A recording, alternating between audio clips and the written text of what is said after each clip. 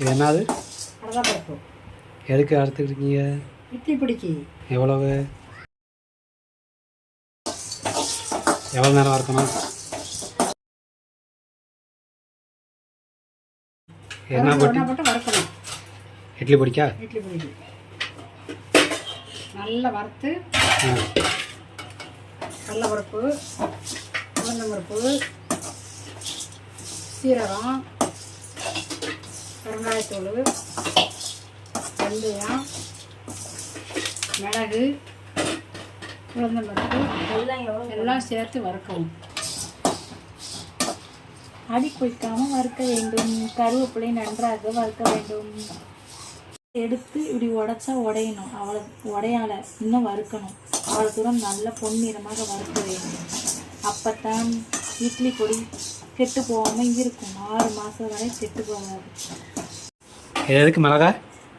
இட்லி பொடிக்கு என்ன பண்ணணும்? ஆமாம், 1/4 கிலோவா? 1/2 கிலோ மிளகாக்கு 1/2 கிலோ இட்லி பொடிக்கு 100 மிளகா போடணும்னு சொல்லுவோம். 100 கிராம் மிளகா. அப்போ நம்ம 1/4 கிலோ போட்டோம்னா 50 கிராம் மிளகா போடணும். ஆமாம். அது காம்பை பிக்கணுமா? ஆமாம், நீங்கள் காம்பை பிச்சு வறுக்கணும்.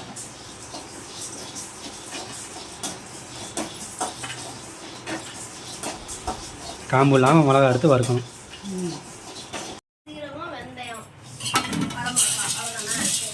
கடலைப்பருப்போட கருவேப்பிலை போட்டு வதக்க வேண்டும். நல்லா வதக்காச்சு. அடுத்து என்ன பண்ண போகிறீங்க? உளுந்தம்பருப்பு 1/2 கிலோ மொத்தமாக போட்டு வறுக்க முடியாதனால 1/4 கிலோ போட்டு வறுத்துக்கணும்.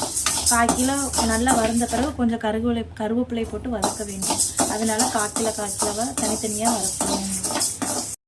உளுந்தம்பருப்பு பொன்னிறமாக வறுந்து வந்துருச்சு. இதுக்கப்புறம் கொஞ்சம் கருவேப்பிலை போட வேண்டும்.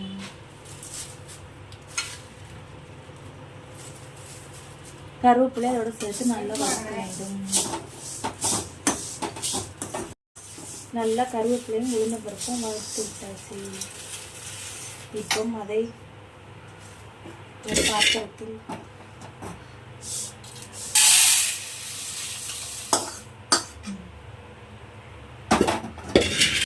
மிளகா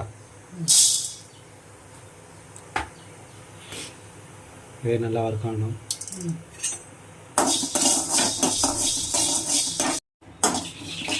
அடுத்து சீரகம் போட்டு நன்றாக வறுக்கவும். சீரகத்தோடையா?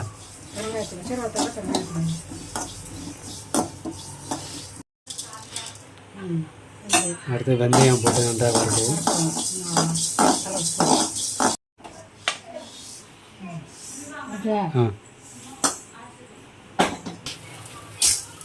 உப்பு ஒரு 100 உப்பு போட்டு நன்றாக வறுக்கவும்.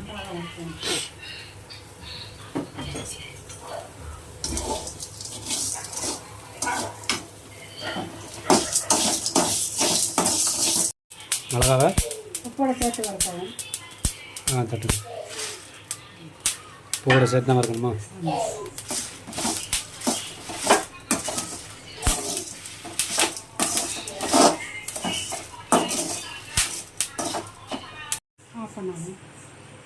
ஆஃப் பண்ணியாச்சு. அடுத்து எல்லாம் வறுத்து எடுத்தாச்சு. இப்போ அரைக்கிறதுக்கு எவ்வளோனா எடுத்து மிளகா உப்பு அதை சேர்த்து எடுத்து அரைச்சிக்கலாம். எல்லாத்தையும் கொஞ்சம் கொஞ்சம் போட்டு அரைச்சிக்கணும். சின்ன ஜாராக இருக்கனால கொஞ்சம் கொஞ்சமாக அரைக்க முடியும்.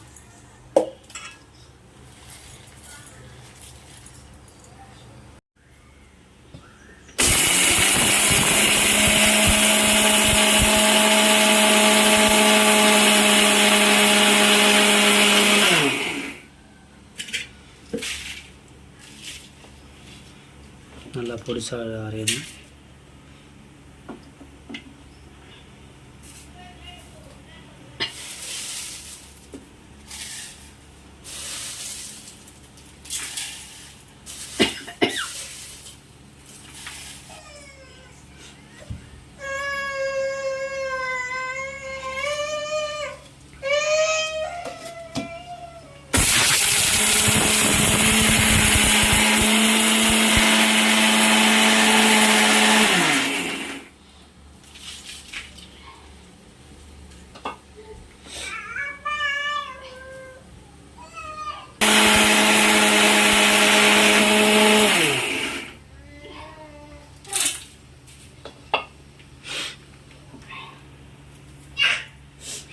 தள்ளி நிற்கமா இது குறைன்னு எனக்கு இப்போ 2வது அரைக்கணுமா?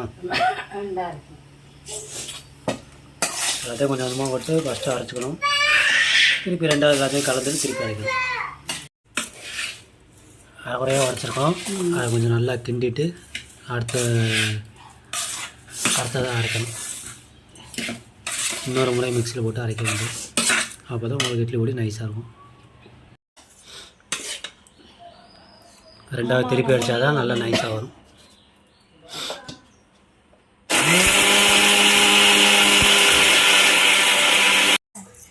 சுவையான இட்லி பொடி ரெடி. நல்லா நைஸாக வந்துடுச்சு. இட்லி தோசைக்கு நீங்கள் தொட்டுக்கலாம்.